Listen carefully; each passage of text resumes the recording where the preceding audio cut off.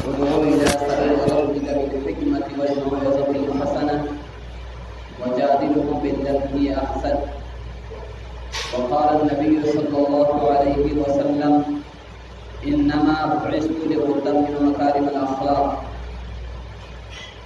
صدق الله العظيم وصدق رسوله النبي الكريم. اللہ کا شکر ہے کہ اللہ تعالیٰ نے ہمیں اور آپ کو انسان بنایا.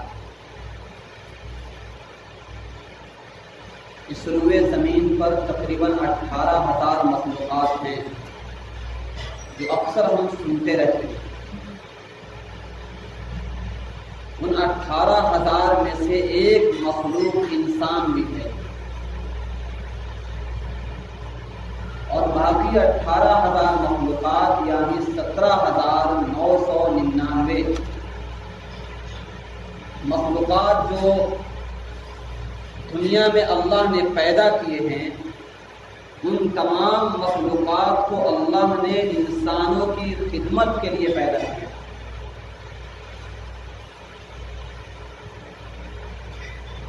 ہوا، پانی، درخت،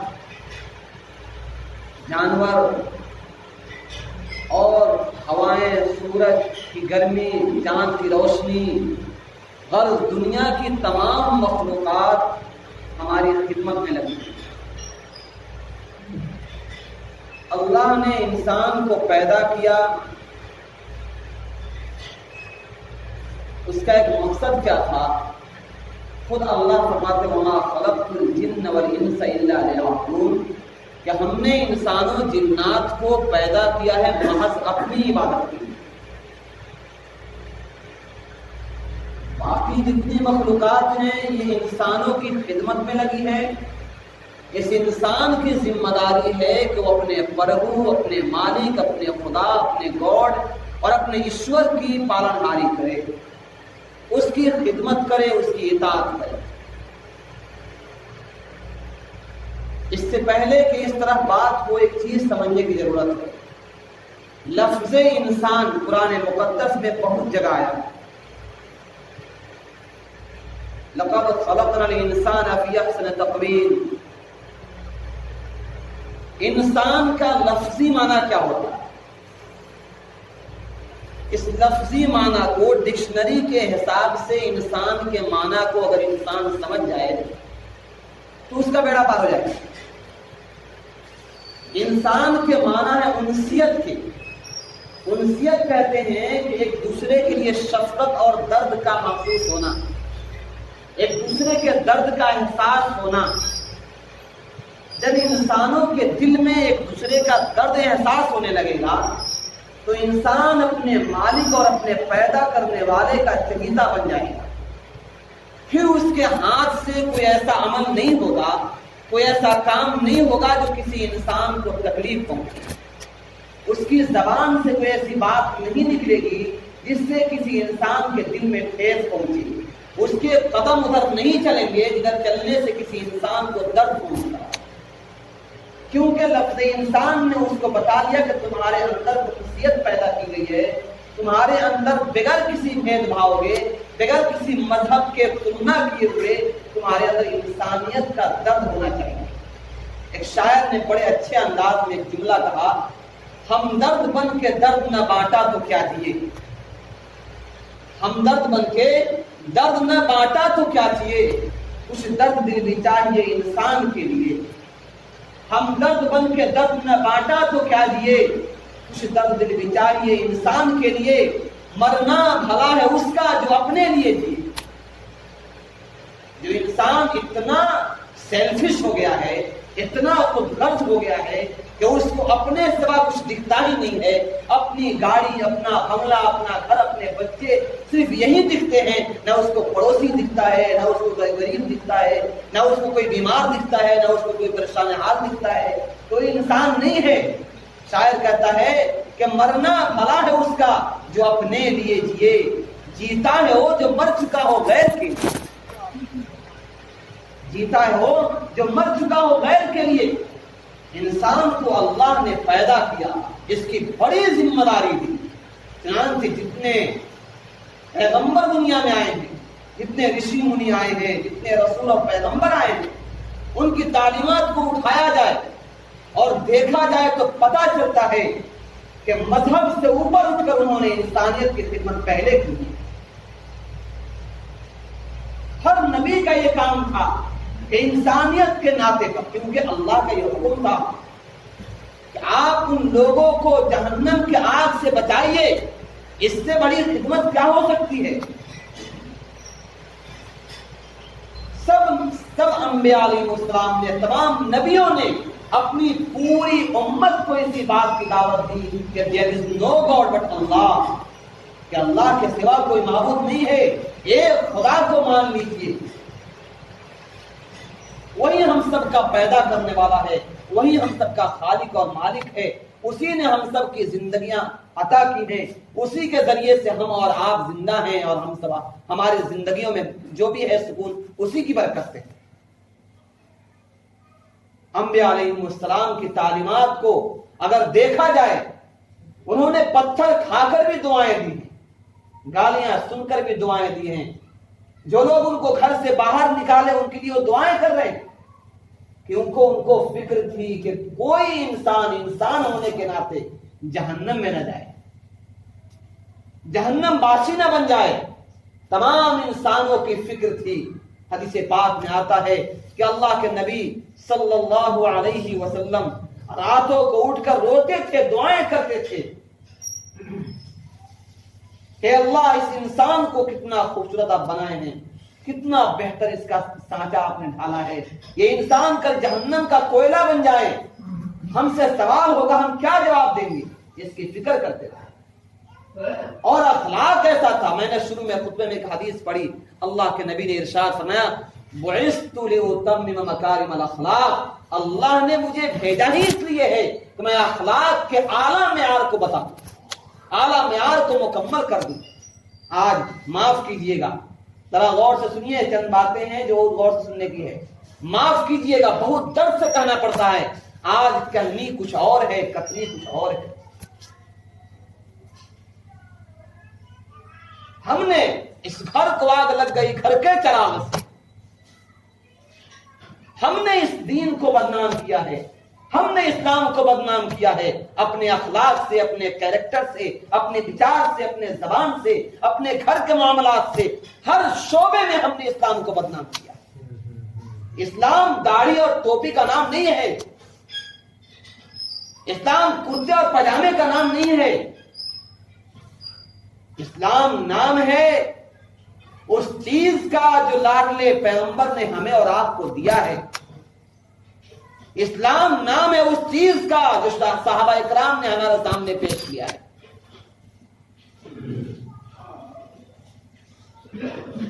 एक सहाबी फरमाते हैं,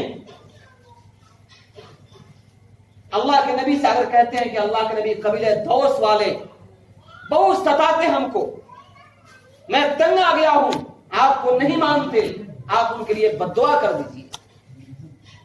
अल्लाह के नबी ने क्या बद्दुआ की?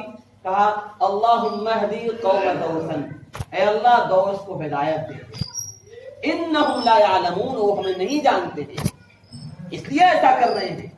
हमने अपना परिचय, हमने अपना इंट्रोडक्शन, हमने अपना तारुफ अपने अंदाज में कराया है। अगर कोई स्कूल का मास्टर है, वहां पर कोई गैर मुस्लिम भाई उसके साथ में है, तो ये गैर मुस्लिम भाई मुस्लिम से तंग है, इसके अखलाक और कैरेक्टर से तंग है, इसके जबान के कैंची से तंग है, इसके जबान के धार से तंग है, वो ये ऐसी बातें करता है कि उसके दिल को तोड़े हुआ है। कोई ताजिर और बिजनेसमैन है तो इस तरह झूठ और गबन करता है, ऐसे धोखा देता है कि दूसरे उसके साथ बिजनेस करने वाले गैर मुस्लिम भाई उससे तंग है।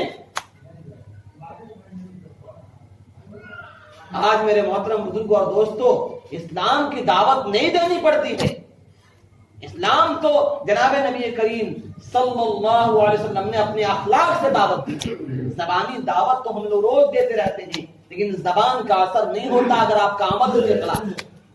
हकीम उल उम्मत अशरफ अली थानवी रहमतुल्लाह अलैह के पास एक शख्स आया अपने छोटे बच्चे को लेकर और कहा, हज़रत ये बच्चा बहुत गुड़ खाता है, इसको मना कर दीजिए ताकि गुड़ छोड़ दे खाना। حضرت نے کہا کہ ٹھیک ہے، اس کو گھر لے کر جاؤ، کل لے کر آنا، کل بچے کو میں کہوں گا۔ وہ شخص چلا گیا، کل واپس آیا، حضرت نے کہا بیٹے گڑ مت کھایا، زیادہ گڑ کھانے سے نقصان ہوگا۔ وہ آدمی پریشان کہ اسی بات کو کہنے کے لیے مجھے گھر واپس بھیج دیا، پھر دوبارہ ہم کو بلایا گیا، یہ بات تو کل بھی کہہ سکتے تھے۔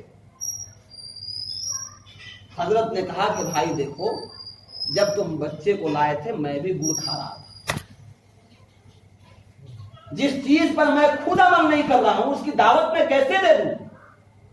وہ دعوت کارگر نہیں ہوگا، اس کا نقصان ہوگا۔ اگر میں آپ کو بولتا ہوں بھائی جھوٹ مت بولیے، اور آپ دیکھ رہے ہیں کہ میرے سامنے یہ بندہ جھوٹ بول رہا ہے، تو آپ کا میری باتوں پر کوئی اثر نہیں ہوگا۔ ہم یہ کہیں کہ بھائی جھگڑا مت کیجیے، جھگڑا کرنا بہت گناہ ہے، اور میں خود اپنے گھر میں جھگڑا کر رہا ہوں، ظاہر سی بات ہے کہ یہ دعوت جو ہے قابل قبول نہیں ہوگی۔ ہم دعوت دیتے ہیں کہ بھائی 5 وقت نماز جماعت سے پڑھیے، اور خود میں نماز چھوڑ دیتا ہوں، میری دعوت آپ پر اثر نہیں کرے گی۔ میں خود سود کھاتا ہوں اور آپ کو کہوں بھائی سود کھانا غلط چیز ہے، چھوڑ دیجیے، آپ نہیں چھوڑیں گے۔ مطلب یہ ہے کہ ہماری جو زبان سے چیز بات نکلے، ہم خود بھی اس پہ عمل کرنے والے۔ آج بڑے افسوس سے کہنا پڑ رہا ہے کہ ہمارا سب سے جو گھٹیا چیز ہمارے اندر ہے، ہمارا اخلاق کا معیار گھٹ گیا، ہمارے اخلاق بالکل بگڑ چکے ہیں، جبکہ اللہ کے نبی نے اسلام کا سب سے بلند ترین چیز جو چیز بتایا وہ کہا کہ سب سے اچھا اخلاق ہے۔ اسلام میں سب سے عمدہ چیز کیا ہے پوچھا گیا، نہ آپ نے نماز کو کہا، نہ آپ نے روزے کو کہا، نہ آپ نے زکات کو کہا، نہ آپ نے خیرات کو کہا، نہ آپ نے دعوت کو کہا، نہ آپ نے تبلیغ کو کہا، کسی کام کو نہیں کہا، سب سے پہلے کہا کہ اخلاق سب سے اعلیٰ چیز ہے۔ کیوں؟ اس لیے کہ یہ وہ چیز ہے، یہ وہ مقناطیس ہے، یہ وہ میڈیسن اور وہ دوا ہے جس دوا سے شفا ملنا یقینی ہے۔ آج ہم اخلاق اپنا درست کر لیں، سارے مسئلے حل ہو جائیں گے۔ اخلاق درست کریں۔ اخلاق کا مطلب کیا ہے؟ ہم سے کوئی تکلیف میں نہ رہے۔ اب تکلیف کا مطلب ماننے کا یہ مت سمجھیے گا کہ ہم چلو بھائی اب ہم کل سے ہم سب کچھ کرنا شروع کر دیں گے، نہیں۔ لا طاعت لمخلوق فی معصیت الخالق، اللہ کی ناراضگی میں کسی مخلوق کی رضامندی کبھی قابل قبول نہیں ہوگی۔ جس عمل سے اللہ ناراض ہو جائے اس عمل کو کر کے کسی مخلوق کو راضی نہیں کیا جائے گا۔ مخلوق ناراض ہوتا ہے، ناراض ہو، پہلے اللہ کو راضی کرنا ہے۔ اس لیے کوئی ایسا عمل کل سے نہ کرنا شروع کر دے کہ ہمارا خدا ناراض ہو، مخلوق راضی ہو جائے۔ اور ایک بات یاد رکھیے، جس چیز سے اللہ ناراض ہوں گے مخلوق کو اس سے راضی نہیں ہو سکتی۔ الغرض میرے محترم بزرگ اور دوستو، جناب نبی کریم صلی اللہ علیہ وسلم نے اسلام کا جو تعارف کرایا، اسلام کا جو انٹروڈکشن کرایا، اسلام کی جو تعلیمات ہمیں دی ہے، وہ تعلیمات ہمارے لیے بہت ہی بہترین گائیڈ ہے اور بہت ہی بہترین راستہ ہے۔ اس پر اگر ہم عمل کرتے ہیں تو پوری زندگی میں ہمیں بھی سکون ہوگی اور اس دنیا میں رہنے والے دیگر انسانوں کو بھی سکون۔ ہم اپنے اخلاق کو درست کریں۔ ہم دیکھیں کہ ہمارے نبی ہمارے غیر مسلم بھائیوں کے ساتھ کیسا برتاؤ کرتے، کیا ماجرا تھا۔ اسلام آنے سے پہلے، اللہ کے نبی کو نبوت ملنے سے پہلے کا واقعہ سنیے۔ خانہ کعبہ کی تعمیر ہوئی، حجر اسود رکھنے کا معاملہ سامنے آیا۔ اب اس پہ ایک دم جنگ چھڑ گئی، حجر اسود ہم رکھیں گے، ہمارا قبیلہ رکھے گا، ہمارا قبیلہ رکھے گا۔ اتنی بات بڑھی کہ تلواریں نکل گئی۔ اس وقت اسلام نہیں آیا تھا۔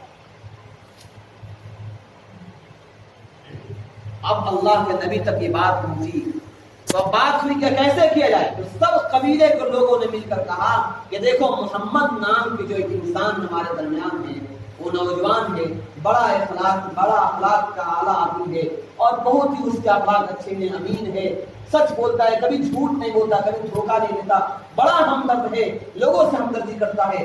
چلو اس سے مشورہ کیا جائے کہ اس پتھر کو کیسے رکھا جائے۔ اللہ کے نبی کے پاس آئے، اللہ کے نبی نے اتنی حکمت سے اس مسئلے کو حل کیا، کہا کہ کام کیجیے، ہر قبیلے سے ایک ایک آدمی آ گیا۔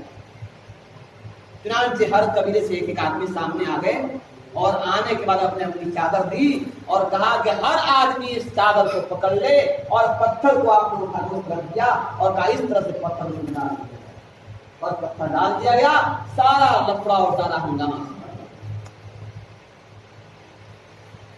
یہ نمونے پیش کرنے ہوں گے ہم۔ آج ہمارا حال یہ ہے کہ ہم تو آپس میں اس طرح بھیڑے ہوئے ہیں، ایک بھائی دوسرے بھائی کو مار رہا ہے، ایک چچا دوسرے بھتیجے کو مار رہا ہے، جو جس کو جہاں موقع مل رہا ہے اس پر ظلم کرتا ہے۔ ظلم کا الظلم ظلمات یوم القیامہ، حدیث پاک میں آتا ہے کہ ظلم جو ہے کل قیامت میں اندھیریوں کا باعث ہوگا، تاریکیوں کا باعث ہوگا۔ جو ظلم کرے گا اس کو اندھیر میں یعنی نرک میں جانا پڑے گا، اس کو جہنم میں جانا پڑے گا۔ جو انسان ظلم کرے، ظلم کرنے والے کو کبھی سورگ اور جنت نصیب نہیں ہوگا۔ اس لیے ظلم سے پرہیز کرنا چاہیے، اپنے اندر برداشت کی طاقت رکھیے۔ کوئی گالی دیتا ہے، اگر گالی دے کر خوش ہے تو آپ خاموشی سے سن لیجیے۔ ہمارے نبی نے کہا اگر تم کو کوئی گالی دیتا ہے تو اگر کوئی تم کو ایک تھپڑ مارتا ہے تو تم کو اتنی ہی زور سے مارنے کہا کہ جتنا زور سے مارا ہے، اس سے ذرا بھی زور سے تم نے اس کو مار دیا تو ظلم کرنے والے کہا۔ بہتر تو یہ کہ تم اس کو معاف کر دو، اگر معاف نہیں کرنا چاہتے ہو تو جتنے زور سے اس نے تمہیں مارا ہے اس سے ایک ذرا زور سے تمہیں مارا۔ یہ پورے دعوت اور تبلیغ اور اس پورے نظام پورے چلت پھرت کا کیا ہے؟ آج مولانا الیاس صاحب رحمۃ اللہ علیہ کے ذریعے سے جو کام میوات کی دیہات سے شروع ہوئی تھی، اس بنجر زمین سے جو کام شروع ہوا تھا، آج پورے عالم میں اس طرح چھا گیا ہے کہ دنیا کا کوئی بھی خطہ، کوئی بھی علاقہ، کوئی بھی سرزمین اس کی برکت سے خالی نہیں۔ آخر وجہ کیا تھی؟ وہی مکارم اخلاق کے اعلیٰ معیار پر تھے، دعوت دینے گئے، کمزور تھے، دبلے تھے۔ ایک دیہاتی کو آپ نے سمجھانے کی کوشش کی، اس نے اتنا زور سے تھپڑ مارا کہ آپ بھی گر گئے، آپ پھر کھڑے ہوئے، ہاتھ جوڑ کے کہا بھائی بس ایک اللہ کی طرف تم کو دعوت دیتے ہیں، اس اللہ کو مانو، نماز پڑھو، اللہ کو راضی کرو، ظلم مت کرو، جھوٹ مت بولو، غیبت مت کرو، کسی کو ستاؤ مت، بس اس کے لیے ہم تمہارے پاس ہیں۔ مارنا ہے مار لو لیکن میری بات مانو۔ اس کی برکت سے آج اللہ تعالیٰ نے کیا اس عمل کو کتنا قبول کیا، اس کی مثال نہیں ہے۔ لیکن آج ہم اسی کو کرنے والے، اسی کام کو لے کر چلنے والے، آج ہمارے باتوں کا اثر کیوں نہیں ہوتا ہے؟ لوگ ہم سے کیوں دور ہوتے جا رہے ہیں؟ آج ہمارے باتوں کا اثر کیوں نہیں ہو رہا ہے؟ ہمیں اپنے اندر جھانکنا چاہیے، ہمیں غور کرنا چاہیے، لوگ کیوں ہم سے دور چلے جا رہے ہیں؟ یہ حقیقت ہے کہ لوگوں کے اندر بھی بہت سی کمیاں آ گئی۔ حدیث پاک میں آتا ہے، ایک حدیث ہے، ہمارے نبی نے کہا ان فی الجسد مضغہ اذا صلحت صلح الجسد كله واذا فسدت فسد الجسد كله الا وهي القلب۔ میرے نبی نے کہا کہ انسان کے جسم میں ایک لوتھڑا ہے، اذا صلحت جب وہ تندرست رہتا ہے، ٹھیک رہتا ہے، صلح الجسد كله تو جسم کا سب نظام درست رہتا ہے، واذا فسدت جب وہ بگڑ جاتا ہے، فسد الجسد کلو جسم کا سارا نظام بگڑ جاتا ہے۔ الا اٹینشن، توجہ دو، الا وہی القلب، کیا ہے؟ دل ہے۔ انسان کا دل بنتا ہے سارا نظام بنتا ہے، انسان کا دل بگڑتا ہے سارا نظام بگڑتا ہے۔ یہ تو آخرت کے حساب سے بھی ہے اور دنیا کے حساب سے بھی دیکھ لیجئے، جس کا ہارٹ ٹھیک ہے اس کا صحت ٹھیک ہے، جس کا ہارٹ گڑبڑ سارا نظام ہے۔ ہارٹ کی بیماری، ہارٹ میں ہوا اور چلے گئے، ہارٹ میں ہوا اور چلے گئے، ہارٹ میں ہوا اور چلے گئے۔ کیوں ہوا؟ آج ظلم کا پیسہ اور دھوکہ کا پیسہ اور غبن کا پیسہ، نہ جانے کیسے کیسے مال ہم جمع کر رہے ہیں اور اس مال سے ہم کھا رہے ہیں، اور جب انسان حرام مال کھاتا ہے اس کا دل سیاہ ہو جاتا ہے، پھر اچھی بات بھی اس کے دل پر اثر نہیں کرتی۔ آج ہم جس سے بات دعوت لے کر جا رہے ہیں اس کا دل بھی بگڑا ہوا ہے اور خود ہمارا اخلاق بھی بگڑا ہوا ہے۔ ظاہر سی بات ہے، نہ اسے ادھر لوہا ہے نہ ہمارے پاس مقناطیس اور چمبک ہے، کھچاؤ کیسے ہوگا؟ اس نے تو اپنے دل کو کالا کر کے لوہا کر لیا اور ہم بھی لوہا ہی لے کر جا رہے ہیں، تو لوہا میں سٹے گا نہیں، ایک تو کم سے کم چمبک چاہیے۔ میرے محترم اور دوستو، قرآن و حدیث کو سامنے رکھا جائے، اللہ کے نبی صلی اللہ علیہ وسلم کے عمل کو سامنے رکھا جائے، حضرات صحابہ کرام کی زندگی کو سامنے رکھا جائے، تو ہمیں جو رہنمائی ملتی اور رہنمائی نہیں ہے کہ جو دین پھیلا ہے، جو دین کی تقویت ہوئی ہے، وہ سب سے بڑی چیز ہے اخلاق، اور دوسری چیز تھی دعا۔ ہمارے نبی کا اخلاق دنیا میں سب سے اعلیٰ، اور اس کے اوپر آپ دعا کر رہے ہیں اللہم اعز الاسلام بعمر بن الخطاب، اے اللہ اس اسلام کو قوت دے عمر بن الخطاب کے ذریعے سے۔ بتائیے، سوچئے، اللہ کے نبی دعا کر رہے ہیں کس کے لیے؟ عمر کے لیے، کہ اللہ عمر کو آپ توفیق دیجئے تاکہ وہ دین اسلام میں داخل ہو کر اسلام کو قوت پہنچائے۔ اور آپ کا اخلاق بھی کیسا ہے؟ ان تمام چیزوں نے مل کر اسلام کو پھیلایا، پھیلایا۔ آج اسلام کے ماننے والے لوگوں نے اسلام کو جو بدنام کیا ہے، کل اللہ کے سامنے اس کا حساب دینا ہوگا۔ ایک بات یاد رکھیے، ہماری نمازیں کم ہو جائے، ہو سکتا اللہ معاف کر دے، ہمارے روزے کم ہو جائے اللہ معاف کر دے، ہمارے حج کم ہو جائے اللہ معاف کر دے، حقوق اللہ ہو سکتا معاف کر دے، حقوق العباد جو ہم نے کوتاہی کی ہے وہ اللہ ہمارا معاف نہیں کرے۔ حقوق العباد، نہ ہمارے معاملات درست رہے، نہ ہمارے معاشرت درست رہے، نہ ہمارا بول درست رہا، نہ ہمارے اخلاق درست رہے، ان تمام چیزوں کی کمیوں نے آج ہمیں پورے دنیا کے اندر ایسا بدنام کیا کہ کہیں دور دکھانے کے لائق نہیں۔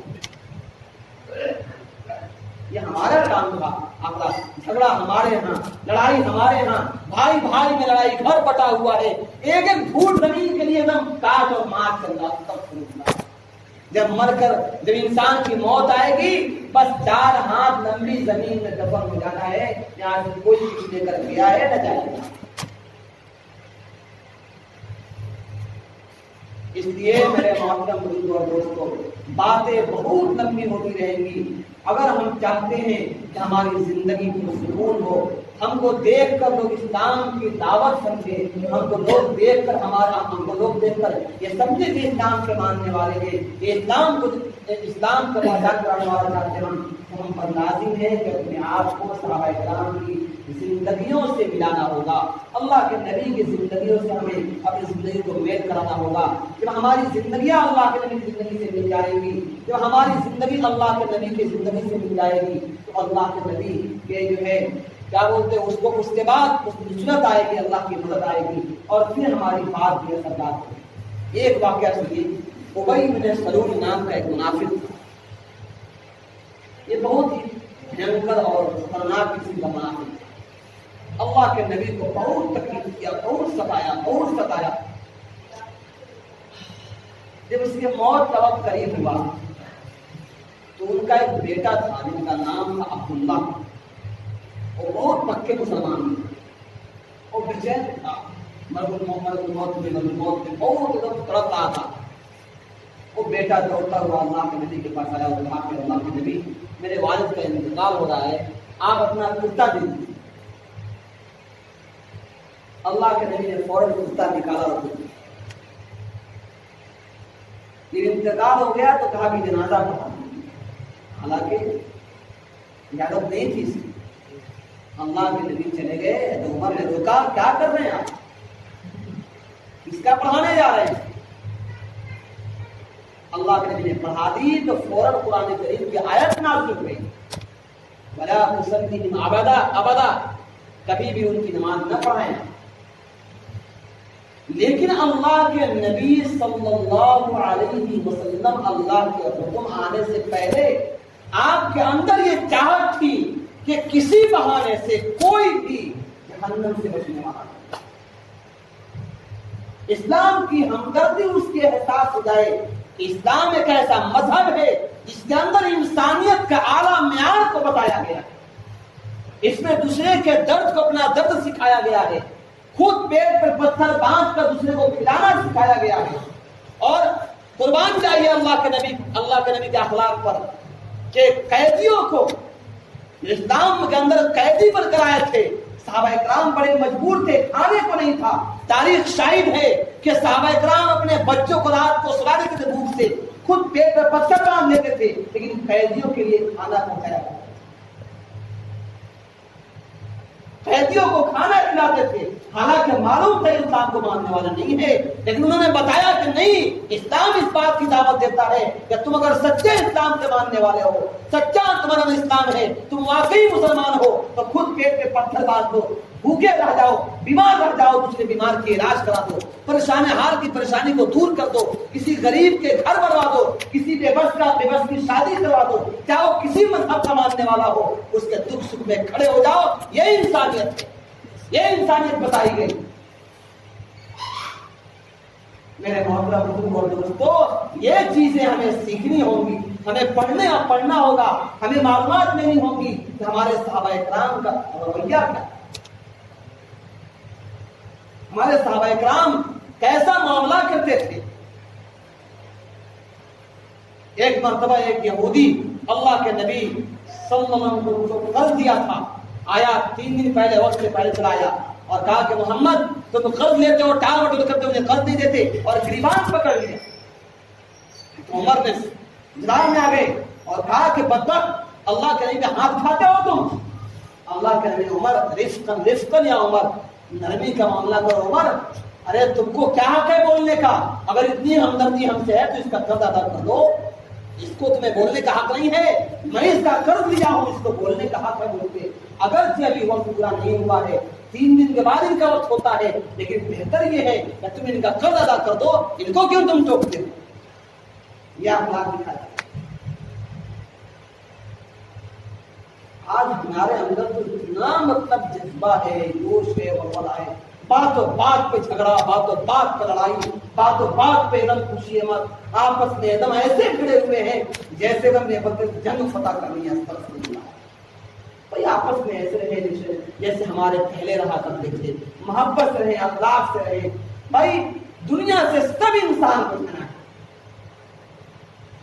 آج انسان جس نے بنایا ہے تھوڑا اس کا تو گنگنائیں، اس کی تو سوچیں، وہ اللہ اگر ہمارے دماغ میں دیتا، یہ دماغ جس سے ہم آج انسان بنے بیٹھے ہیں، تو ہم بھی بیڑ ہوتے، کتا ہوتے، بندر ہوتے، خنزیر ہوتے، کیا ہوتے کچھ پتا نہیں۔